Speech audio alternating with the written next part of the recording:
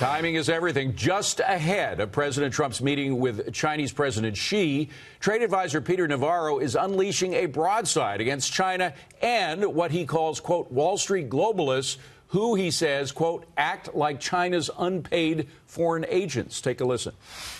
Donald J. Trump has done an amazing job of addressing that issue, and he didn't need the help of Wall Street. He didn't need the help of Goldman Sachs, and he doesn't need it now.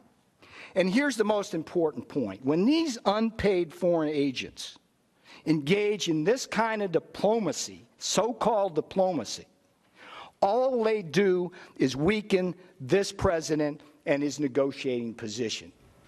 Well, the White House says Mr. Navarro is not speaking on behalf of the president. But I wonder, gang, if this isn't a kind of a planned strategy. You know, you got the bad cop Navarro coming out, and then the president can be the good cop when he meets with the Chinese. I actually don't think so. I think there's a real intense debate going on inside the administration. I think on the one hand, by the way, even as Navarro was delivering his speech today, very, very close by, other senior administration officials were talking to Chinese officials about a possible, about getting some kind of a trade deal. There's a real battle going on between Navarro on the one hand in particular and one or two others too, who really wants to get tough and who wants to essentially kind of disengage, I think, the US economy from China. And on the other hand, you've got Mnuchin, Treasury Secretary, and some of the others there who are concerned about this, who they don't like the idea of a trade war. And this, and I think what Navarro's doing is kind of is bringing that out into the open, that fight out into the open, basically accusing Wall Street of siding with those in the administration who are trying to get a softer deal and saying, no, this is not the right way to go, and this is not what the president was elected to do. Although it was very interesting that Hank Paulson made a speech recently in China that really blasted China. I mean, he has been a tremendous advocate of close ties with China, engaging with China, and he really basically said what I think is totally true, is that their obstinance on this trade war and their continued theft of intellectual property and all these misdeeds that they've been accused of, he said the world's turning against them. And I think that's totally true. And I think as we go into this very, very important meeting at the end of this month, November 30th, the G20, I think there's going to be constant signals. And this is a signal from Navarro. And it may be right that was just him sounding off. But I think they're really presenting to Xi Jinping, okay, you know, Donald Trump may make overtures to you. He clearly wants a deal, but don't think it's going to be easy. Because I think they're afraid. They think they're winning. He singled out Goldman Sachs, who used to work for Goldman Sachs. That's right. Steve Mnuchin. Yes, that's right. Well, that's the thing. There is this pull and push. Yeah. I think Donald Trump likes the tension because you have the free traders like Larry Kudlow and then the other people like Peter Navarro. Jerry, speaking of Goldman Sachs, that's why I question the quote unpaid. I mean, I just read that Goldman made, I think, $600 million doing that Malaysian bond offering for that crooked. I wish I could be a globalist banker. I just would like to say that for the record. I also think that this mercantilism 2.0 isn't really as dangerous as the pre-Adam Smith fear-mongering. I originally thought a little bit of that too, but you know, I don't think it's going in a direction that's going to cause some sort of crazy depression, Smoot-Hawley thing. I think it's like a excuse to have revenues.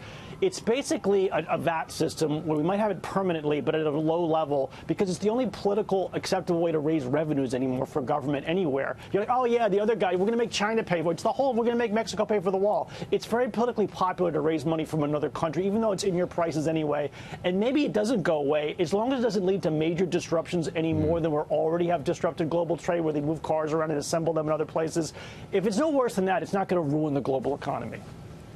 Yeah, Jonas, I agree that this isn't a Smoot-Hawley type issue which brought about or exacerbated the Great Depression. But who's paying for this? The Americans are the ones paying for this through tariffs. It's a tax on the American people. I agree with all of you about the problems with Chinese theft, with stealing intellectual property, with the problems you have in ownerships of companies in China. But I'm just not sure that tariffs are the way to do it. And when you talk about the obstinance of China, I agree with you on that. And I agree with you that I think that they think they're winning.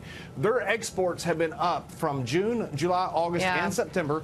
Their GDP has been up those months also. So they're not feeling the effects of these tariffs yet. They may next year when the tariffs go higher, and there may be some front loading of the stuff being exported before these tariffs go out. But right now, China is not feeling the effects of these tariffs. You know, for all the talk about this freeze, though, this economic freeze, today we get an announcement that American Express is going to do this 50-50 deal for a venture with a Chinese firm to start card clearing services in China. So there's still stuff going on there? But, David, the thing that's brilliant about what the Chinese have done, it's crazy that all this central planning's worked so well thus far for them, is like they let their own system develop. Now people are trying to pay with their phones, the 10 cent.